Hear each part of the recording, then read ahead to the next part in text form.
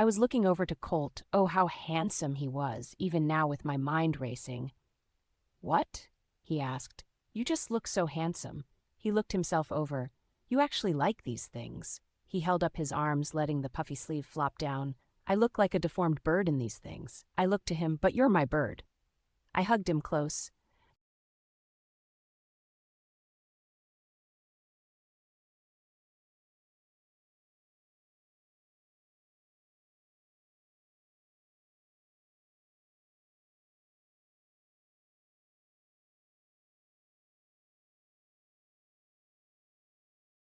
To me, kissing his lips. "Caw," he said in a sly to my ear. I finally took a breath. Just then there was a knock at the door. "What now?" I whispered. Colt went to the door.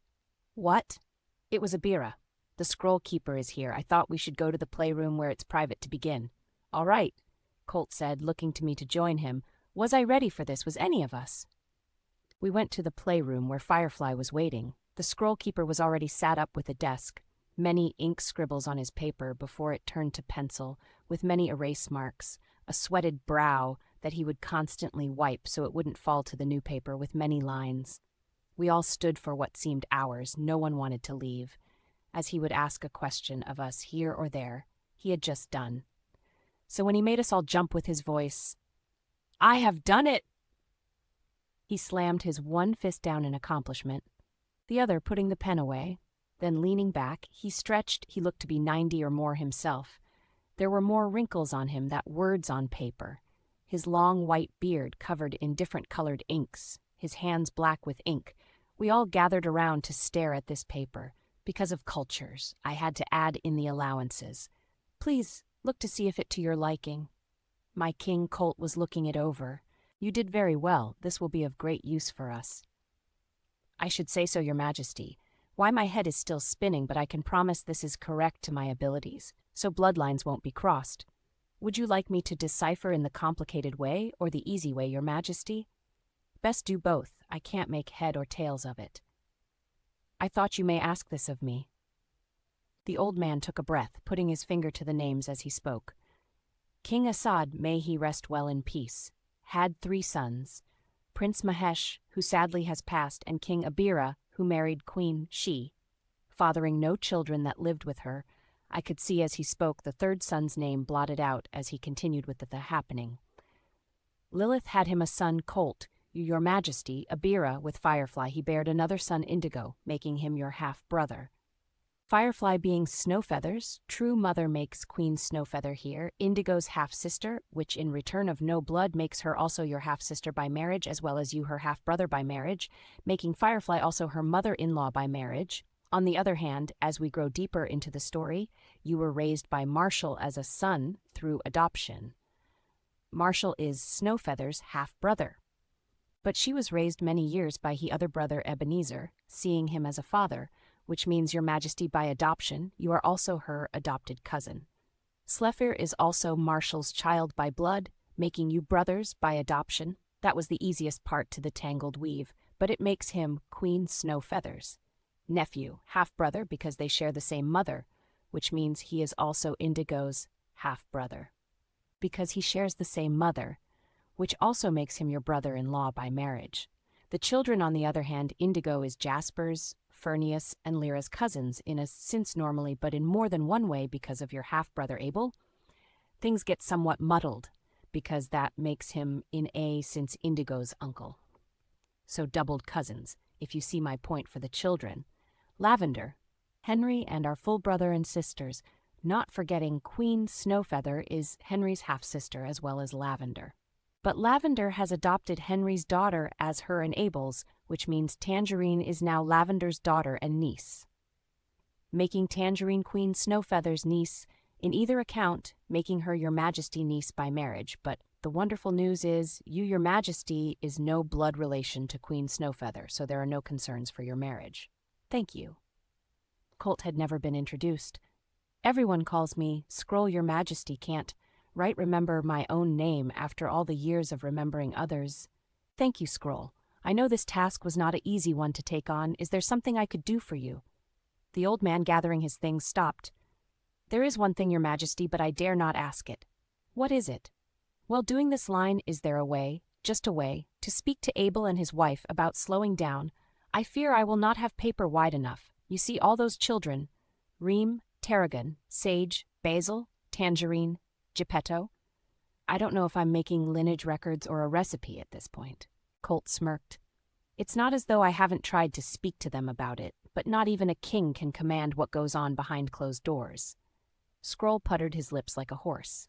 Yes, well, if you forgive me, your majesty, for saying they need to move on with other names like Bob. Colt looked to him. I will give them the advice if they have another child. Scroll was now leaving the room, and he spoke out somewhat harshly, correcting Colt. Not if, your majesty, when? And he shut the door behind him. We all looked to each other with some relief, but now more confusion than ever. Just as we were about to talk, the door slammed open. In was Abel, looking quiet, out of breath, and shocked, covered in white dust. Forgive me. Colt stopped him. Never mind all that. What is it? There's been a collapse in the town. Colt was shocked. A collapse? Anyone hurt? You all right, brother? Abel's words were all jumbled. No, I mean yes, I mean, but. He took a breath, swallowing hard. But we found something. Abira looked to him. What? Abel's eyes were looking to Colt. We don't know. Colt looked to Abira. We best check it out. I looked to them, leaving. I'm coming too. Colt and Abel spoke as one. No, stay with the children. But Firefly calmed the situation. It's okay, I'll watch them, she can go. Firefly said softly as I turned to her. Thank you. We went rushing down the streets. At a fast walk, there was some looking into the shop. Step back! It could collapse more. Abel screamed. They did as they were told. We walked in. Careful, Abel whispered. The shop was filled with dust. People were moving rubble out the shop. It's in the back. We were digging the ice cellar deeper. When it collapsed on us, everyone was okay. Thank goodness. Abel coughed. Are you sure you're okay? I asked. I'm fine, just my throat's full of this dust. He coughed slightly again, clearing his throat. Passing past a curtain and a few more people, we saw the collapse. It was colder back here because of the ice deeper down. Now, starting to melt, the room was foggy looking down. We followed the stairway down in the cellar. Abel was moving things out of our path till we came to the back, where new digging was done. With another staircase in place, we followed deeper down. It was much colder down here. But there was no ice. Expanding was a wonderful idea, but what had it caused? Finally, down to where the staircase ended, and the new digging collapsed. Another stairway was there, but not like the others. It was tile-like in the great hall, but much small with drawings in gold. Amazing. Abira spoke up, following the stairs down further, as Abel now was taking all his strength to remove large lumber. Behind it all, as we waited, we could see a stone wall. No, it was a door. What is it? Colt looked to Abira. I don't know, son. I learned nothing of this when I was being taught of the kingdom. We got closer. There was writing on the large slab of marble. Can you read it? I don't know it. Colt spoke again to Abira. Oh, son, this is so ancient. I would only know a word. This is too much for me. We should get the scroll keeper. He would know. And there we waited for Abel to retrieve him. We heard screams of, put me down, put me down. Do I look like a princess to you? Abel had picked him up to make the trip much quicker since he had tried to be patient, but the way the scroll scooted his feet, he was at a snail's speed. So Abel tried to coax him with words, but Scroll spoke slowly. Now then, we will get there when we get there. Finally, Abel had lifted him up, speeding him to us, not to Scroll's liking. Scroll went up close to the door of marble. Ah, your majesty, this is very impressive. This language hasn't been in use before. Your father's father, may they rest well in peace, was considered primitive and rather hard to learn, so it was forgotten by most. I have had many apprentices give up on the job because of the complexity of it. Colt asked, what does it say then? Now hold your horses. Let me just look. He grew ever closer till his nose was practically touching it. Blast these old eyes, and this darkness isn't helping. From what I can make out, it says, beyond this door, oh, it is a door then, beyond these doors secrets kept safe. Secrets? Abira questioned. My father, may he rest well in peace, never told me of this in any way. I doubt he knew. Scroll interrupted. Anything else? What's that at the bottom? Something about to all, if we get it in the light, I can make it out more clearly. Well, let's see what's inside then. Abira looked to Colt as Colt spoke. Some secrets best remain that way. Abira smirked. Come on. You know you want to see what's behind it. Have Abel open it, he can always close it again. Abel, Colt looked to him, go ahead. Abel went over, pulling on the door. At first it wouldn't budge, but with more effort it began to slowly slide open. Colt began to help, and it made quicker progress. We looked behind the door cautiously. Behind it was wooden planks.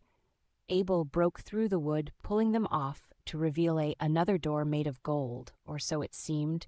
There were heavy bolt locks on our side. Carefully undoing them, we opened this door. On the other side of the door was scratch marks tall as a human, along with dents and dried what seemed to be blood, but the door was solid. Secrets, Colt whispered. Abel looked to Scroll. Come on, old man, I'll carry you. You certainly will not. Abera looked to Scroll. Go on, Scroll. We might need to move quickly. Oh, grief and gravy, he murmured this time. Abel piggybacked him. We called for some lit lanterns, and once we had them, we walked along a cave system, paths weaved different ways. But we could see the exit.